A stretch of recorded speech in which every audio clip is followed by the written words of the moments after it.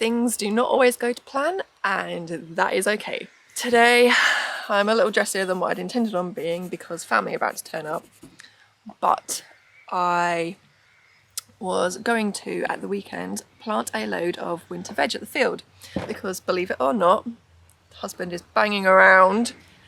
It is that time of year for planting winter veg. I did not realise this. I happened to watch one of Huw Richards' videos. Feel free to go check him out. Hopefully Jason will link it somewhere. I didn't think this was necessary till sort of the end of summer, but it turns out now is the time to be thinking about it.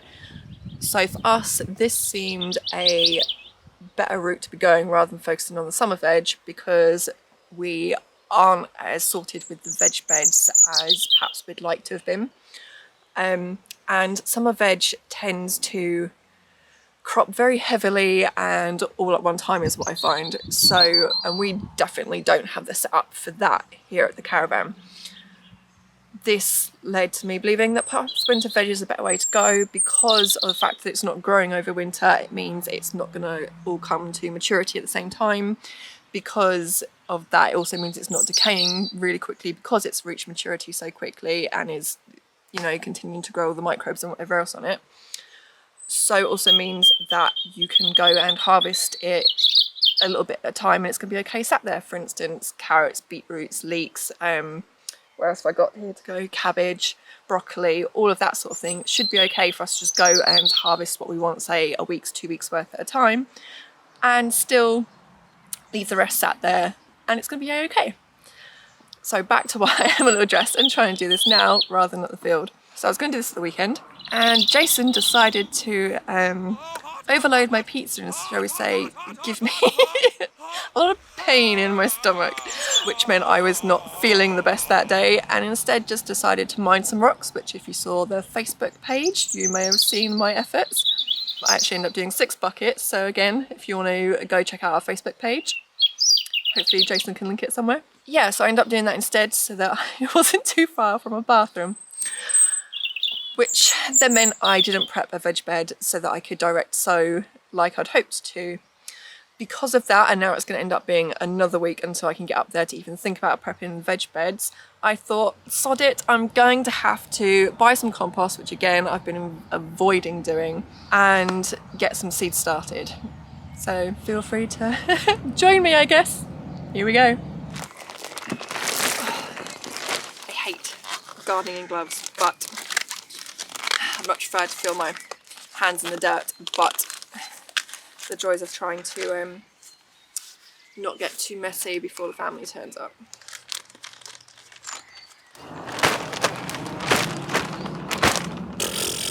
Okay, maybe that wasn't the smartest idea. I'm trying to get it so it can sit and not fall over. So still getting mucky. Run.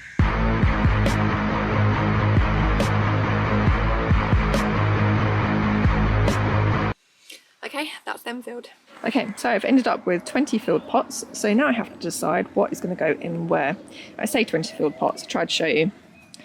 This one here has definitely got a proper dodgy split in it, so don't know how that one, well, that one's going to hold up, but you don't know unless you try. When you're short on pots because the rest are down the field, you do what you can.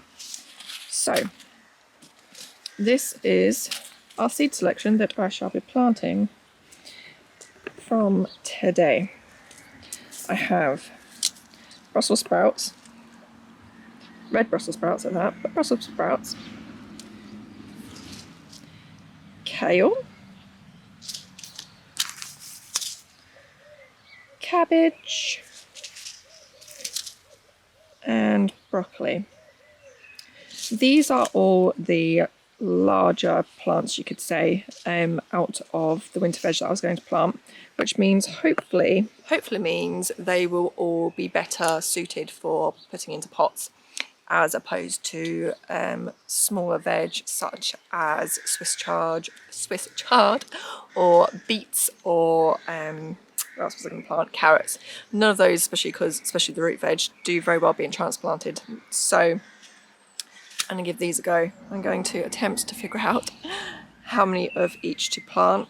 I was planning on doing only one in each pot, but I might end up doing 2 because They're not little pots by any means, and it means I guess we're a bit more ahead of the game if they don't come up and I don't have to replant. But yeah, I think 2 should survive in each pot.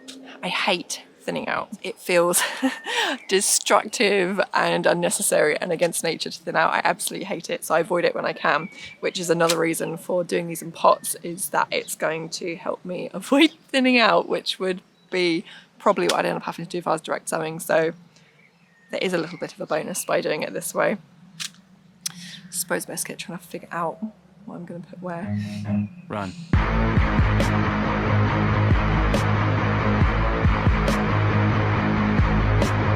We are all potted up. What I decided to do was this lot here is cabbage, so 2 in each of those. These larger pots over here are Brussels sprouts, so these 5, 2 in each of those pots. Smaller ones are kale, 2 each in those.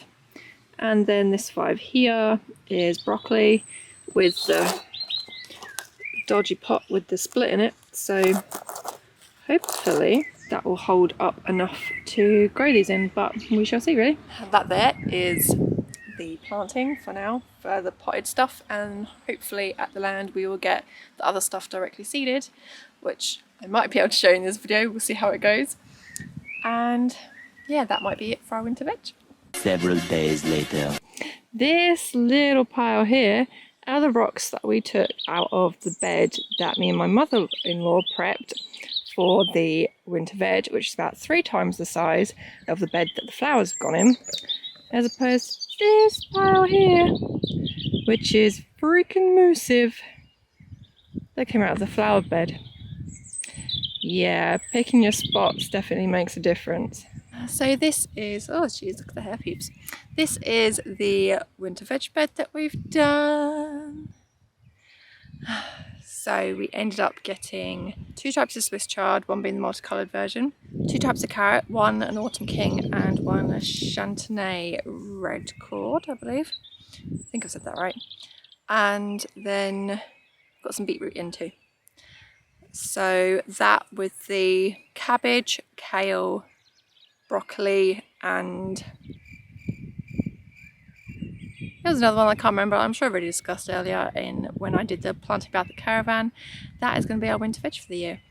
So I think we're going to focus on winter veg this year because it tends to do better just sat in the ground in the cooler months, which means we don't have to harvest it all at once, which also means we don't have to have somewhere to store it, which in the caravan we don't have that space.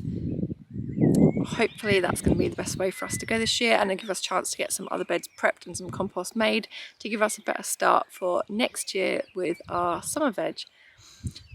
Stay tuned if you want to see how it goes, if the winter veg actually grows, and yeah, to see our general progress.